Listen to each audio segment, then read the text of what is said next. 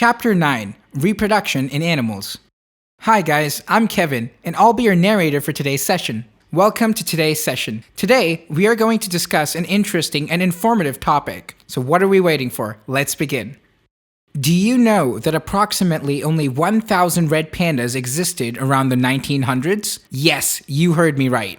The number of these living teddy bears kept decreasing back then. But the good news is that lately, there's an increase in the number of red pandas in the world, thanks to the various organizations and programs that helped in the protection of these wonderful creatures. Due to these various conservation techniques, the pandas were provided with a suitable condition for breeding. This astounding initiative led to an increase in the number of baby pandas, which allowed the population of red pandas to get restored. This process of production of new babies is nothing but reproduction. So, we can conclude that the reason behind the accelerating number of red pandas is reproduction. But what exactly do we mean by reproduction? Well, it is the process in which new organisms are produced from the parent organisms. The word reproduction can be broken down into re, which means again, and produce, which means to make. Does that mean reproduction is the process of making something again? Definitely.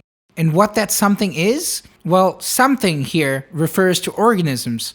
So reproduction simply means to reproduce individuals of their own species. Now tell me, can you imagine a world where dogs give birth to kittens, humans give birth to monkeys, and birds give birth to puppies? You can't, right? One of the reasons we can't imagine such scenarios is because each species gives birth to individuals of its own kind and nature. In other words, dogs will always give birth to puppies, humans will always give birth to babies, and birds will always give birth to chicks. And we know that this process of giving birth to new individuals from the existing one is called reproduction.